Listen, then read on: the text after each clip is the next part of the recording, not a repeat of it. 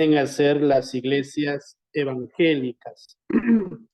¿Por qué la denominamos o los denominamos dentro del grupo de cristianos? Porque justamente lo común que van a tener y que tienen es su cristocentrismo. Y pues todos hablan de Jesucristo, tienen como doctrina a Jesucristo acompañado de la Sagrada Escritura y por ende pues también la denominación de evangélicas, ¿no? Basado en el Evangelio o en toda la Sagrada Escritura, cada uno indudablemente con su respectivo matiz. Entonces, esto es importante, poder identificarlo, conocerlo, para luego también nosotros entender lo que hemos venido desarrollando como tarea y luego pues iremos diciendo al respecto en la segunda parte. Entonces, ¿qué son las iglesias evangélicas? ¿De dónde surgen las iglesias evangélicas? Pues al referirnos de las iglesias evangélicas o a las iglesias evangélicas, no nos estamos refiriendo a las iglesias protestantes, es decir, aquellas que son históricas o clásicas que surgieron en la reforma del siglo XVI. Estamos hablando de los luteranismo, anglicanismo, de los calvinistas, de ellos no, sino que vienen a ser las que van a surgir de ellas, las que se van a ir desprendiendo de estas iglesias históricas protestantes o reformadas, como se hicieron llamar. A ver si me ayudan con las diapositivas. Entonces, allí para hacer mención lo que estoy diciendo, que no nos referimos en cuanto a las iglesias evangélicas, no confundirlas con las iglesias protestantes históricas o con aquellas iglesias llamadas reformadas que son del siglo XVI. Al contrario, las iglesias evangélicas van a ser los que se van a disgregar en el transcurso del tiempo de estas iglesias reformadas. Allí caemos en cuenta también que ellos no han tenido esa unidad, no han tenido aquello que tal vez en su momento, como todo grupo, prevalece o tiene como idea mantenerse en esa unidad, sino aquellas que se han ido desgregando posteriormente, como repito, en el transcurso del tiempo. Entonces, ¿por qué hablamos de iglesias evangélicas?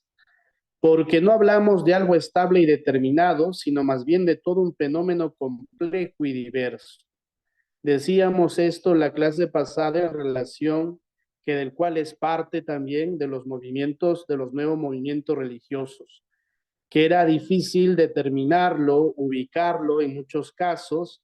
En un grupo había que tener este filtro, este discernimiento para saber realmente a qué grupo pertenece y que hay una realidad en ellos que es complejo y diverso.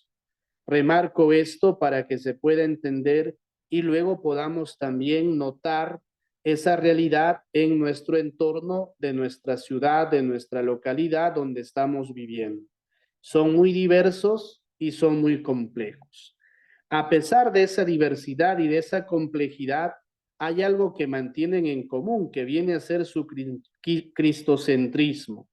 Es decir, están centrados en Cristo, está su base y su fundamento es Cristo, indudablemente una cristología desde su postura, una cristología o un cristocentrismo desde su manera de ver y que va acompañado de la Sagrada Escritura en ese fundamentalismo o en ese literalismo tal como está.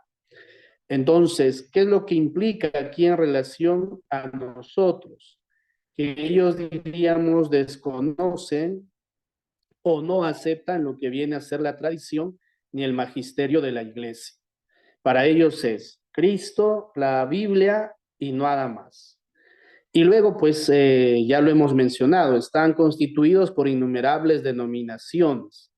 Más adelante iremos viendo en líneas generales respecto a esas denominaciones, porque hasta incluso en aquellas que pueden ser denominaciones diríamos, grandes, hay como unas mínimas, unas que se han ido disgregando en mayor diversidad por sus propias formas, por sus propias razones, y que ello pues siempre acompaña a ser como una especie de autorreferencial también. Entonces, doctrinalmente todas las iglesias evangélicas piensan igual en el sentido del cristocentrismo, ya le digo, con cada uno en su acento propio. Tendremos en cuenta, pues, por ejemplo, la Asamblea de Dios, por poner un ejemplo. Tendremos también aquellos que son los pentecostales. Tendremos en cuenta otros que en el camino vamos a ir viendo.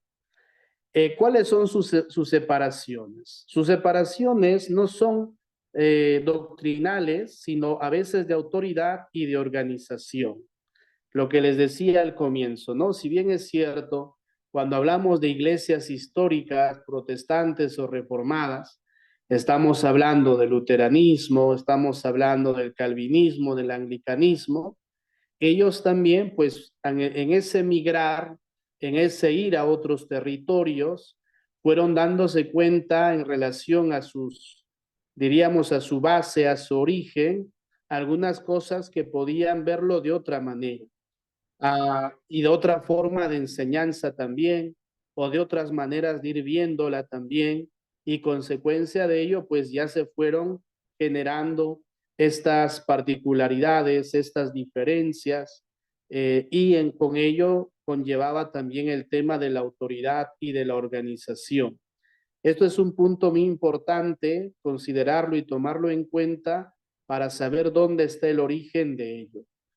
El evangelismo o el evangelicalismo o los evangélicos no surge como una nueva iglesia independiente, sino como un movimiento de avivamiento dentro del protestantismo.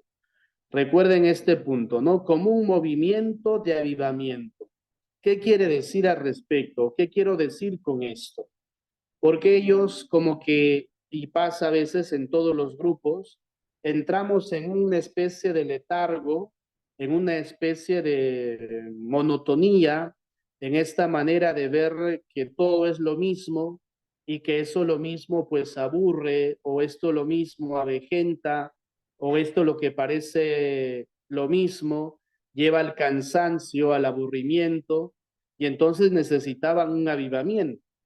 Y este avivamiento iba dándose por aquellos que tenían esta mirada respecto o en relación a sus iglesias, llamemos de origen, a sus iglesias nativas.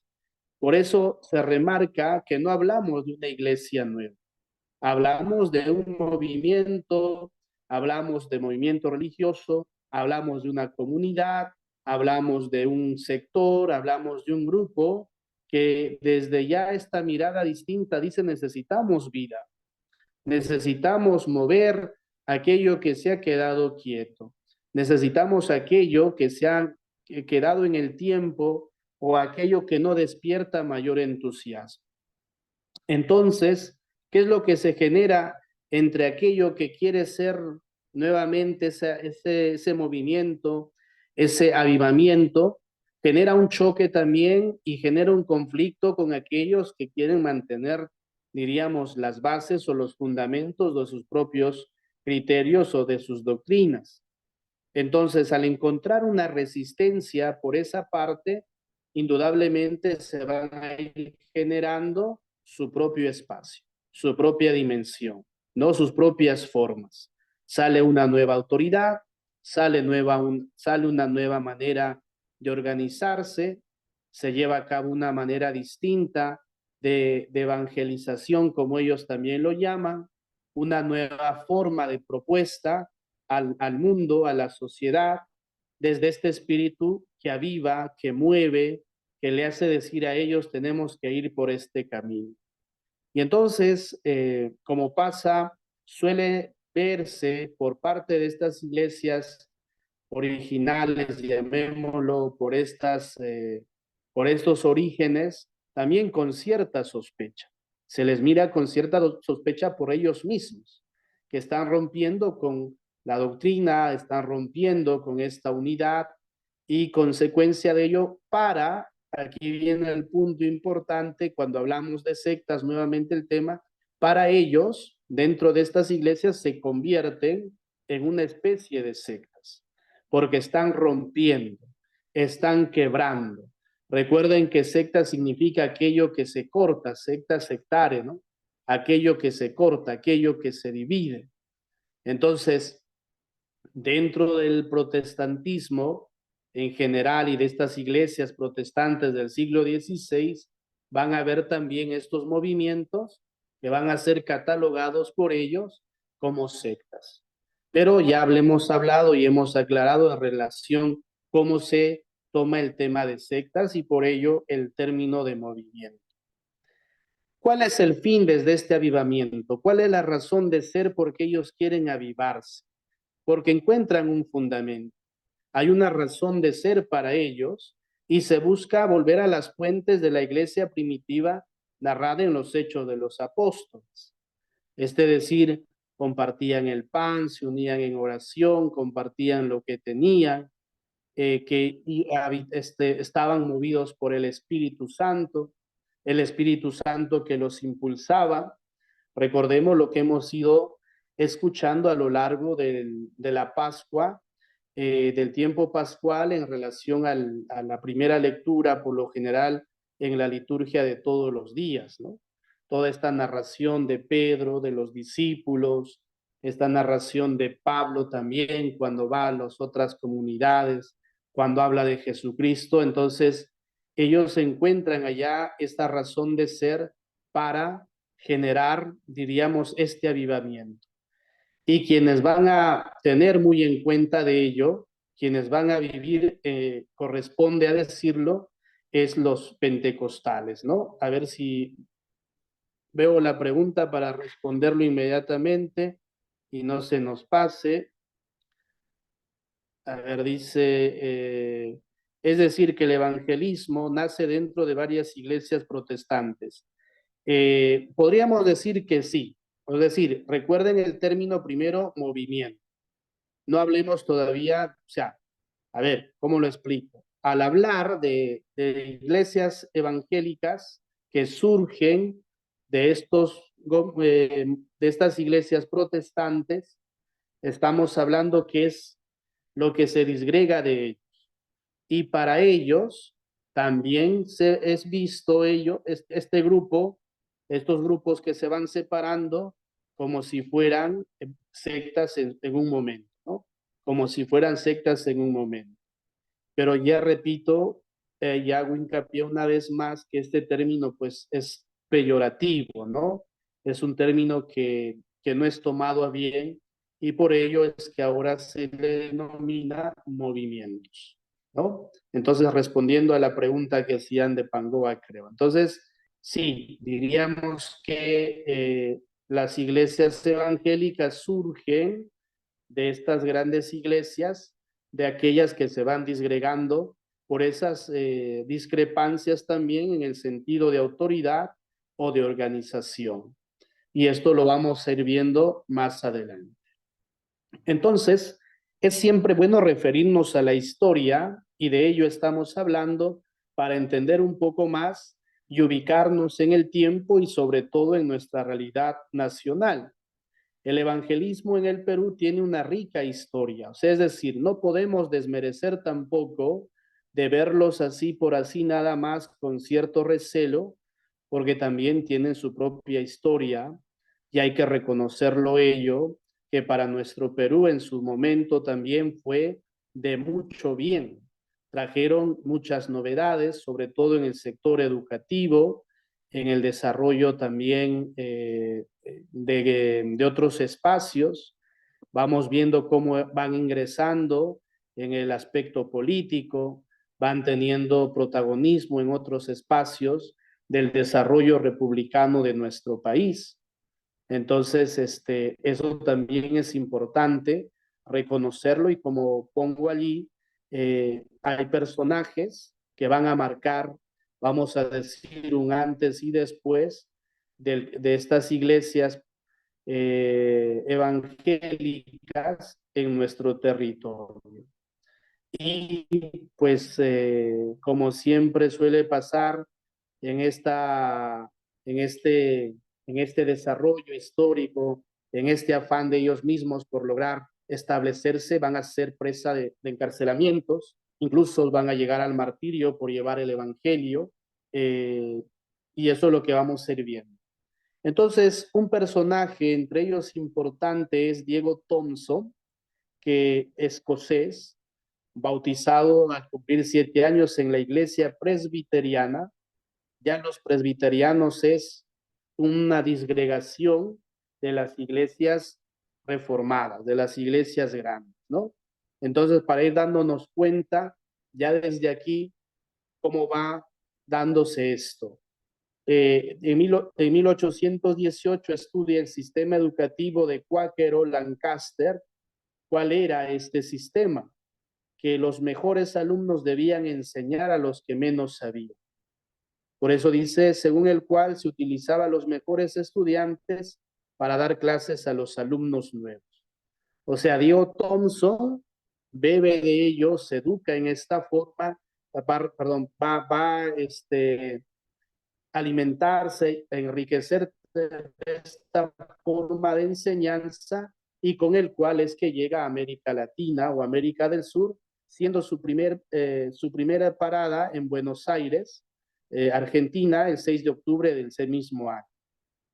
Por eso dice, para 1820 todas las escuelas municipales de Buenos Aires quedaron bajo la dirección de Thompson. Es decir, este era un educador, era un formador. También establece escuelas en Montevideo, Uruguay y en Chile. Y luego, pues bajo esta fama, bajo esta trayectoria, bajo lo que fue impulsando y estableciendo en Buenos Aires, en 1822 es invitado por José de San Martín para también ocuparse en el Perú del tema educativo. Por eso, estableciendo en la primera escuela lancasteriana en el Colegio Santo Tomás. Su labor educativa no fue tan regular porque ya empiezan a haber algunas situaciones como suele pasar. Recuerden también que está la Iglesia Católica, quienes van a tener también este interés por la educación desde el comienzo de la evangelización, y como que allí empiezan a haber ciertas discrepancias, diferencias, y pues cuando ya va viendo que no tiene mucho espacio en ello, su tarea lo va a volcar a la difusión de la Biblia. Entonces desarrolla y se preocupa por iniciar las traducciones del Nuevo Testamento tanto en quechua como en aymara. Fíjense la habilidad que ya tenía Diego Thompson de no perder, digamos, ninguna oportunidad para poder difundir. Recuerden que viene con esta misión en la parte educativa, pero también viene acompañado de su fe, de su forma de creer, desde esta propuesta de la Iglesia Presbiteriana. Entonces, su propuesta educativa es acogido por José de San Martín, incluso se establece dentro de nuestro país en esos comienzos republicanos, y pues de la mano lleva también su tarea misional de la difusión de la Biblia con estas traducciones del Nuevo Testamento en quechua como en aymara. Luego tenemos a Francisco Pensotti, este es un italiano que nace en 1851 y luego emigra a Uruguay en 1864 a los 13 años. Aquí es más curioso porque él se casa en la Catedral de Montevideo, es decir, era un católico, era un creyente, se casa en la catedral, y pues bueno, pues por estas cuestiones de la vida empieza a frecuentar un templo de la iglesia metodista, él y su esposa. A fines de 1875 empiezan a haber estos cambios, realiza varios viajes de evangelización por algunos países sudamericanos con buenos resultados, ¿no? Y luego, en 1886, se embarcó con su familia para Perú. llegando en julio de 1888.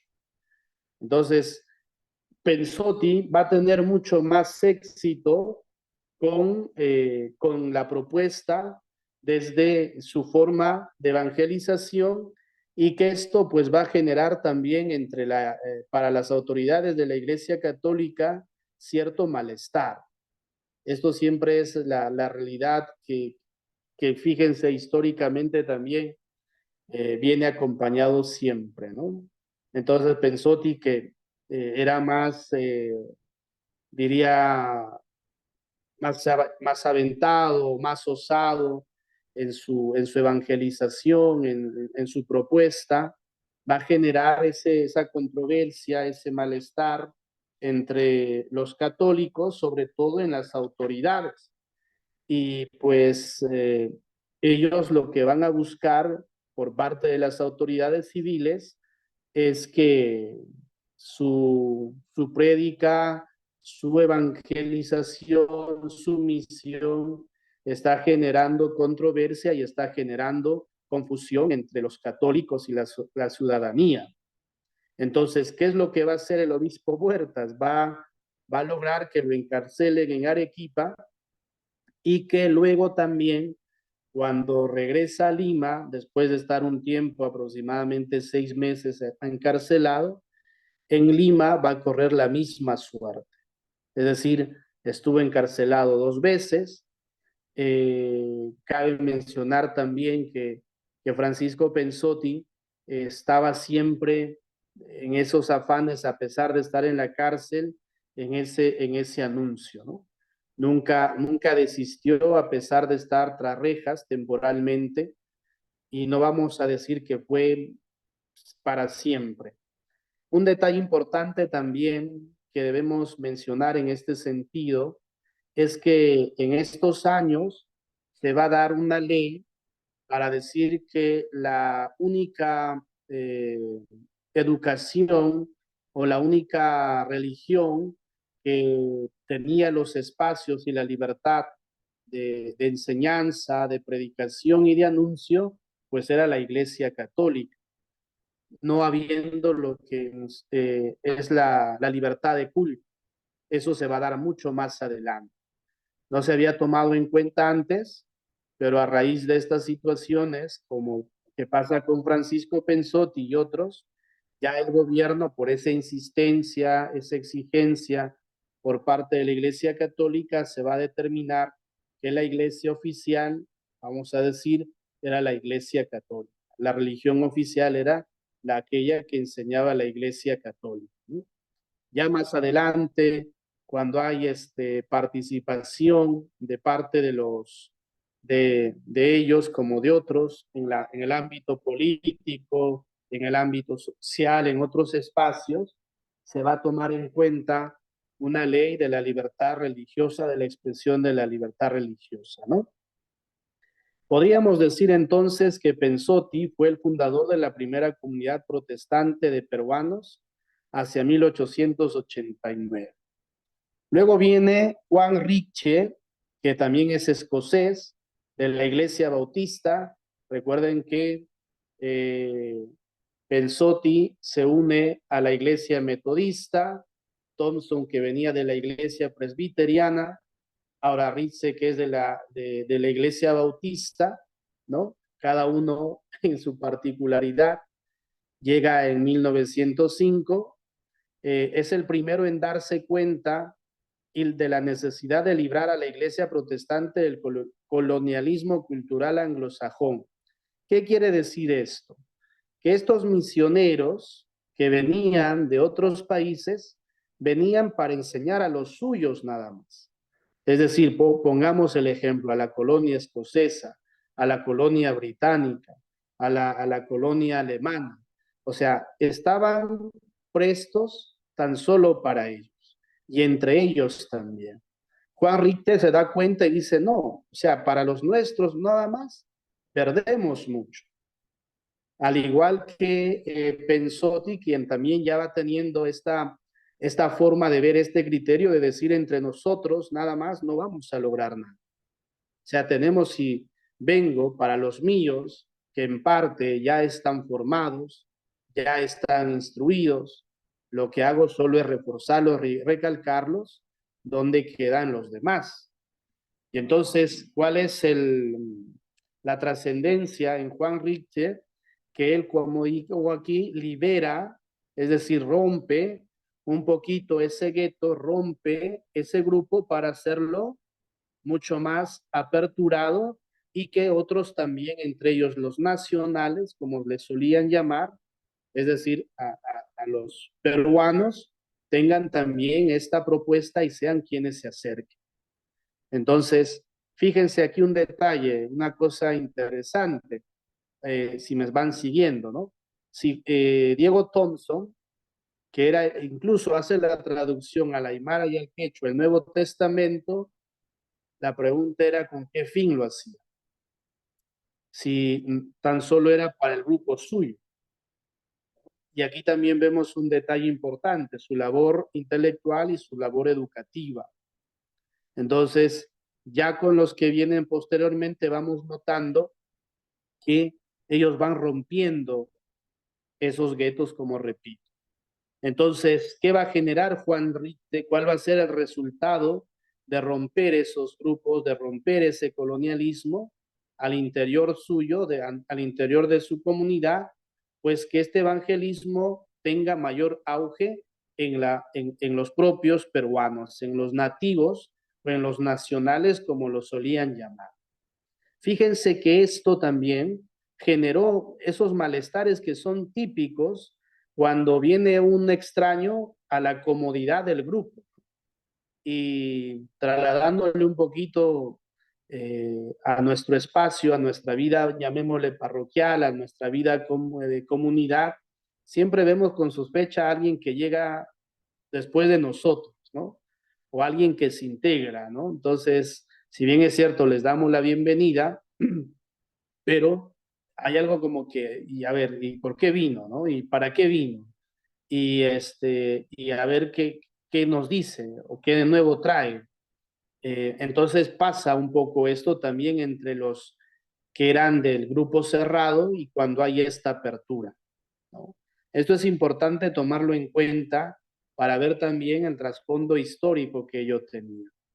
Entonces, Juan Riche les va a hacer ver la importancia del laicado peruano en la evangelización de su propio país. ¿No? Es decir, que los nacionales evangelicen a los propios nacionales.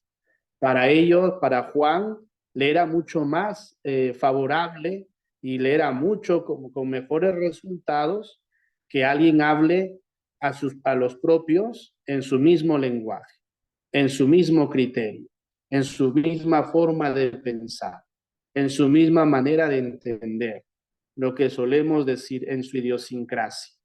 Porque era un escocés que le hablara a un peruano, pues era raro primero por el idioma. Recuerden que muchos el idioma no lo manejan a pesar que lo aprenden como debe ser, ¿no? Como es el natural o el nacional, como solían decirlo. Entonces era una limitante el idioma, era una limitante el lenguaje, pero ¿cuál era o sea, cuál ya era un valor, una cosa importante, perdón, tanto en Pensotti como en Richter, que ellos ya venían de otros países de América del Sur, ya habían estado en otros países y entonces ya tenían un mejor manejo del lenguaje, ya tenían un mejor manejo del idioma. Y entonces esto también les va a dar resultados a ellos.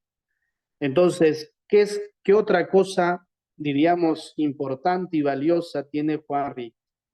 Que va a intervenir ya en la vida política del país. Es decir, va a haber peruanos, ¿no? O sea, laicos de su iglesia, de su comunidad, que van a ir entrando en la formación, ¿no? De la vida política, la vida social, de otros grupos en determinados espacios, donde también para ellos, pues era ganar terreno, era ganar espacio y que puedan tener mayor respaldo a nivel de gobierno, a nivel de Estado. O sea, vamos a decir que no eran estos iniciadores como que cualquier persona. Tenían su valor, tenían su preparación también.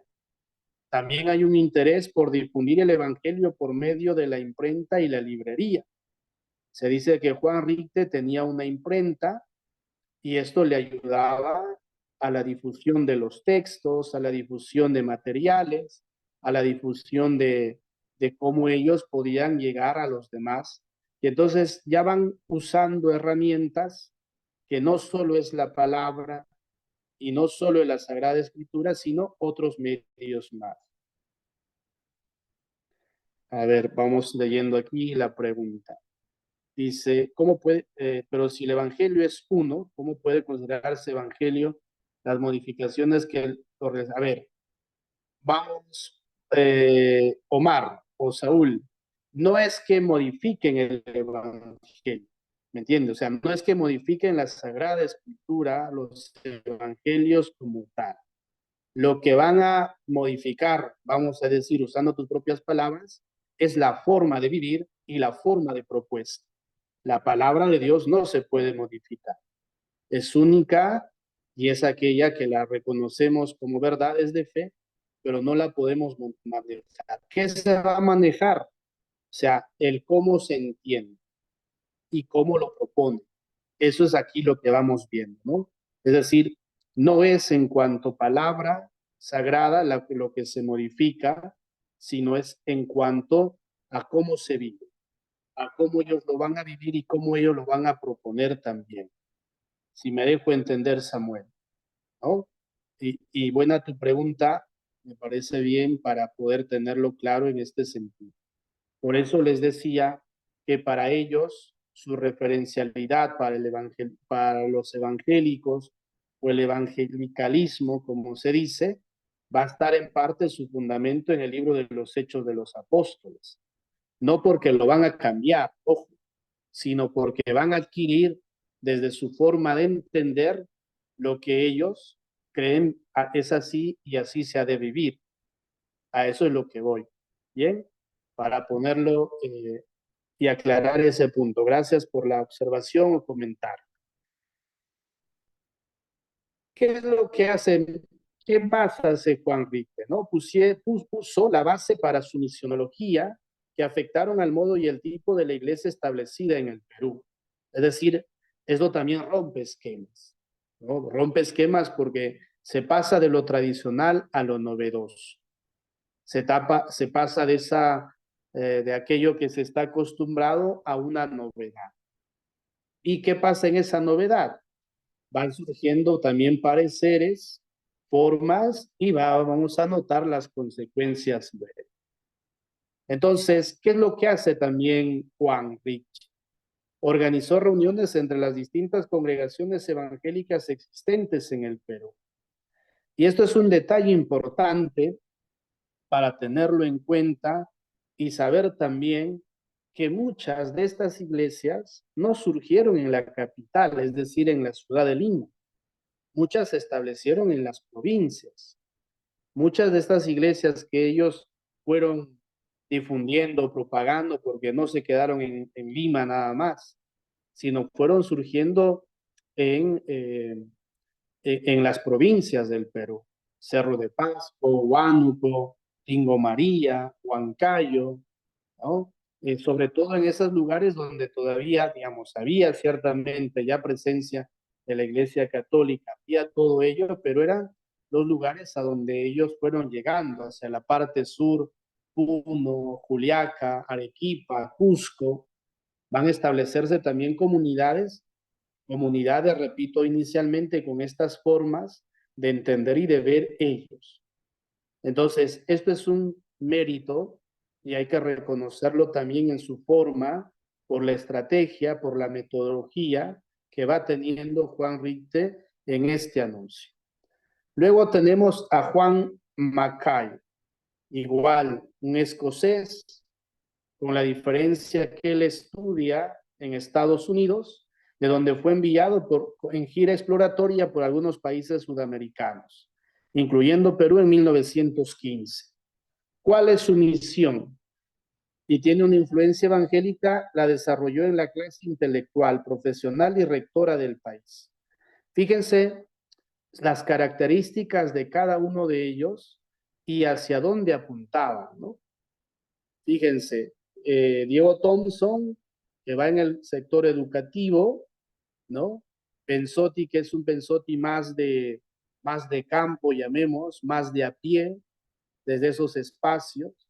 Un Juan Riche, que va entendiendo que no hay que cerrarse, sino que la idea es mejor abrirse porque ayuda, va teniendo la intervención y va generando la intervención de los suyos en el ámbito político, establece una forma de evangelización desde los textos, va generando esta comunión de esas comunidades que ya había.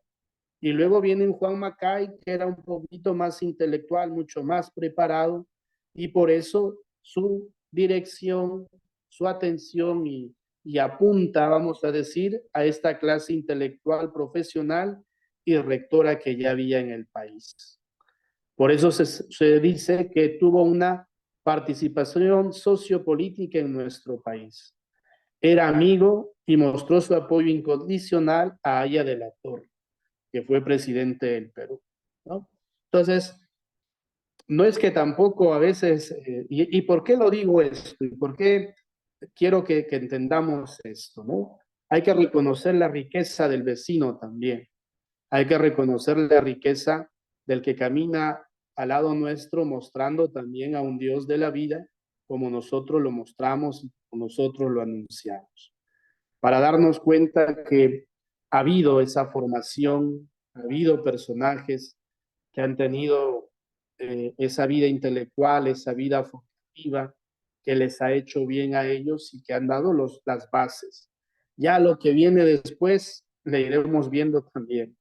Pero aquí, fíjense cómo han ido entrando y han sido parte de la historia del país y lo siguen siéndolo y seguirán haciéndolo historia como nosotros ya lo vamos entendiendo y reconocemos en el ámbito político también.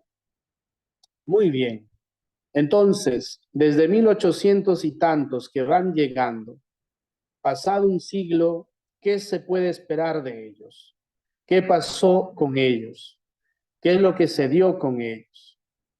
En ese primer siglo, la labor evangélica es realizada en sus comienzos, como ya lo hemos dicho, por extranjeros y para extranjeros.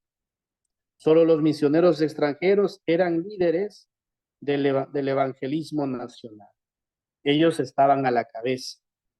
Ellos sabían realmente a dónde iban, qué es lo que querían, cuál era la misión que tenían, para qué habían venido, cuál era su cometido. Por eso la mayoría de los misioneros extranjeros eran bautistas o metodistas, atención aquí, denominaciones surgidas del anglicanismo.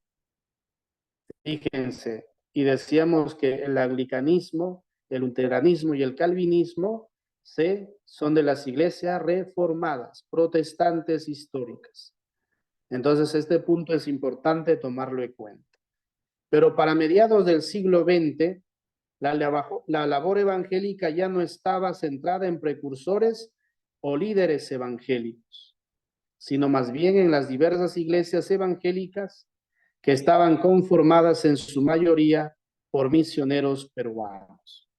Ya hay esa apertura, empiezan a tener protagonismo los nacionales, como así los llaman, ya van teniendo, ellos son los que van liderando las comunidades, repito, sobre todo al interior del país. A ver, vamos respondiendo. La interpretan, dice, a su manera y eso se advierte en la misma Biblia. Mira, Samuel, no tengo la Biblia a la mano, pero si me buscas la cita, sería bueno que la leas. No tengo la Biblia a la mano. Si nos ayudas con eso, ¿sí? Entonces, les iba diciendo, ¿no? Entonces, ya hay un liderazgo que va teniendo, van dando la posta a aquellos que van sumándose a ellos. Y esto, repito, es positivo porque también es una forma estratégica.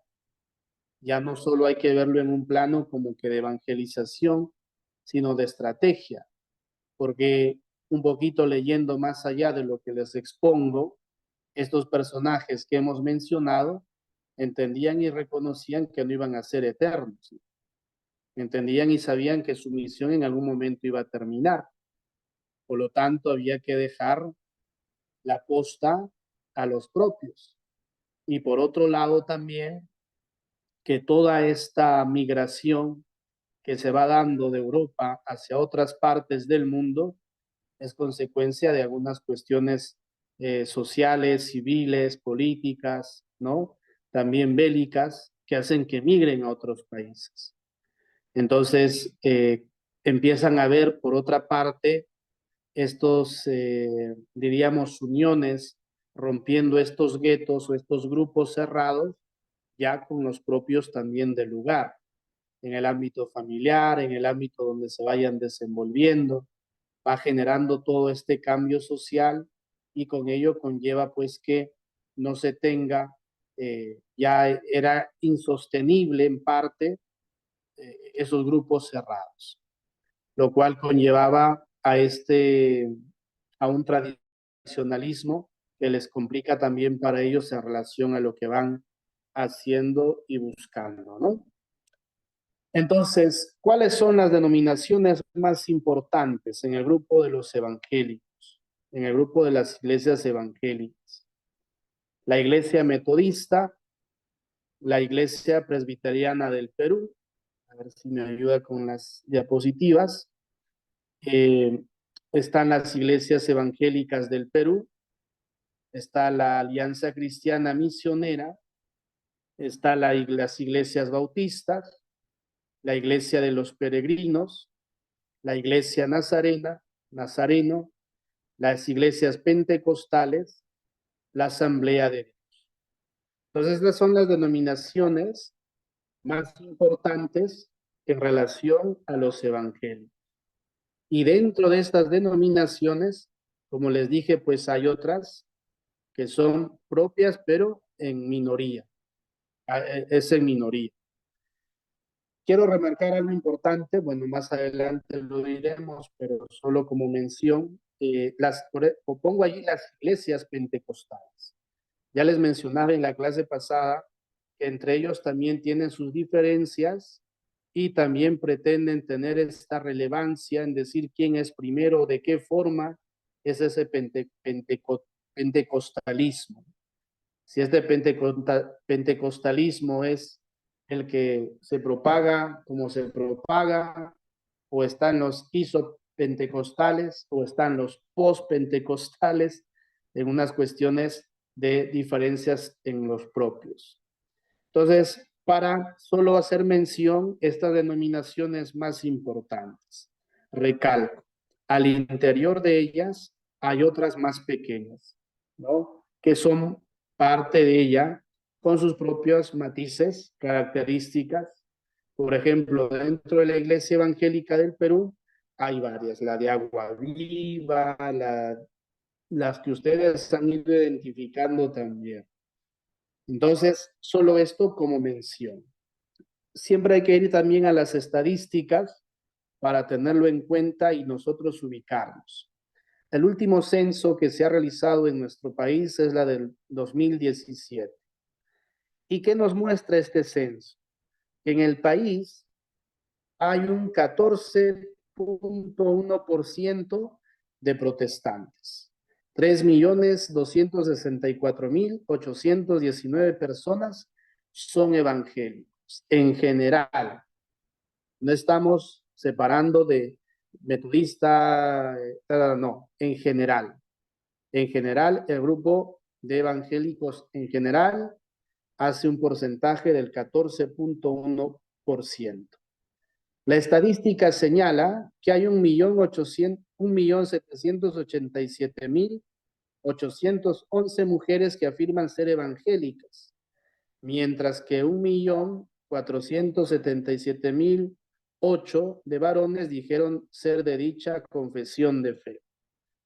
Podemos notar allí que hay una mayoría mínima, indudablemente, en relación al varón sobre la mujer, o a la inversa, ¿no? Hay una mayoría de mujeres en relación a los varones, que tampoco es mucho.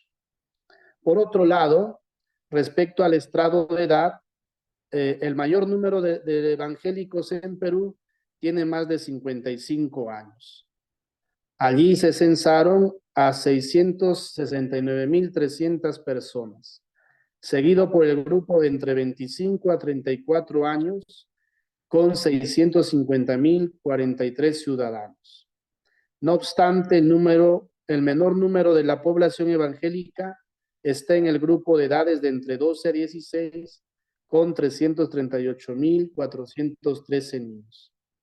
Haciendo un análisis y una lectura de ello, démonos cuenta que el grupo grande está en aquellos que están bordeando los 55 años. Cabe decir, por una cuestión de análisis y de reflexión, que gran parte de este número habrían sido en sus comienzos católicos y que luego han sido ya bautizados en las iglesias respectivas a las cuales se han adherido, ¿no?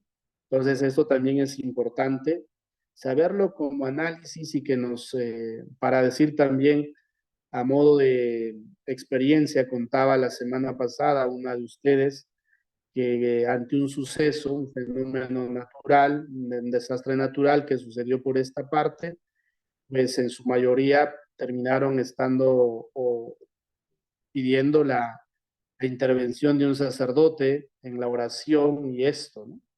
Que decía que al comienzo, pues en sus bases de ellos estaba eh, había este fundamento de haber sido católicos. Sí, eso también es un punto importante que lo íbamos a mencionar, Elizabeth, ciertamente. Eh, pero es un sí y es un no, ¿eh? Porque así como ayudó, recuerden que hay un grupo que es bastante recalcitrante en relación a lo que viene a ser las cuestiones de salud, ¿no? No están estos grupos como son los testigos de Jehová, pero ellos no están en esta estadística. Lo vamos a ver más adelante.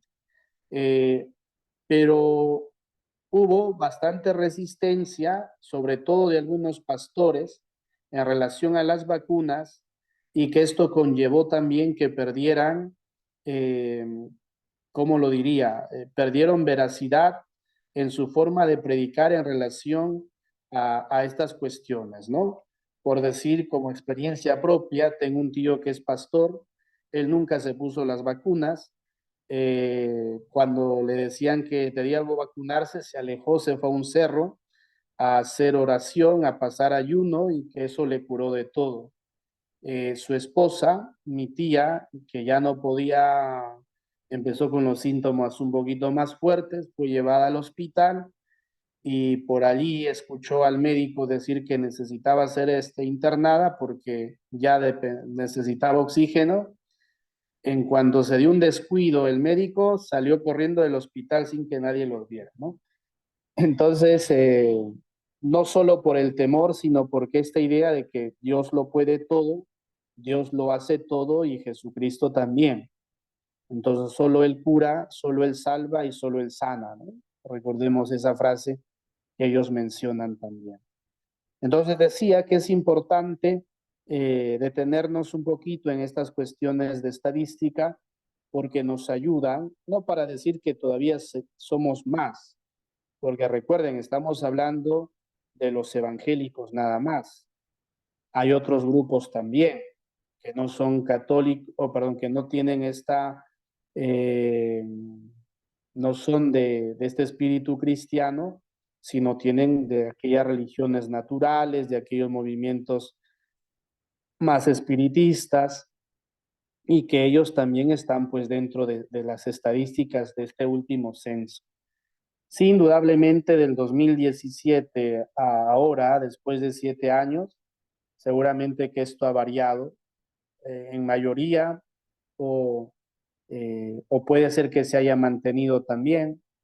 Se suele escuchar, como muchos de ustedes lo han hecho, lo harán seguramente cuando tal vez los que mayor protagonismo a nivel de nuestro país hemos tenido, digo protagonismo en el sentido de no como vanagloria, sino como este espíritu de servicio, de atención, ha sido la Iglesia Católica, ¿no?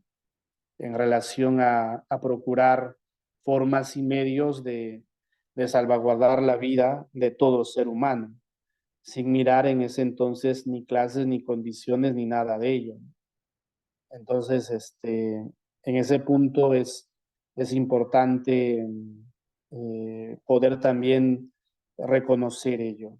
Y a modo de experiencia personal, no sé si lo hayan tenido los otros padres o ustedes en sus parroquias, pero por ejemplo el 2020 en la Merced hubo una intención inicial de algunos pastores de poder sumarse a la actividad o al proyecto que iba realizando el vicariato en esta parte de la provincia de Chanchamayo. Por un momento tuvieron esa iniciativa, pero cuando llegamos a pactar una reunión, pues parece que no lograron entre ellos mismos concretar algo y no se dio, ¿no? Entonces, solo a modo de mención en ello, eh, no digo que si no desconozco si en otros espacios han tenido protagonismo o han tenido este mismo desenvolvimiento, desconozco. Tal vez ustedes sepan y pues eso también es una realidad, ¿no? Ahora, esta fuente del diario Correo dice que señala que son más de 18,000 los templos evangélicos en el Perú, aquellos que puedan estar identificados. Y yo también aquí pongo la atención un poquito porque seguramente se habla de aquellas que puedan estar en ciudades grandes, en provincias o hasta en anexos, pero también en caseríos, en comunidades más pequeñas, también están establecidos por este tema de, como digo, de la facilidad que hay en ellos de poder manejarlo, de poder autoproclamarse pastor, de poder decir que son ellos y que se van uniendo y se van afiliando también unos con otros, ¿no? Entonces, no sé si hasta aquí hay alguna pregunta, algún comentario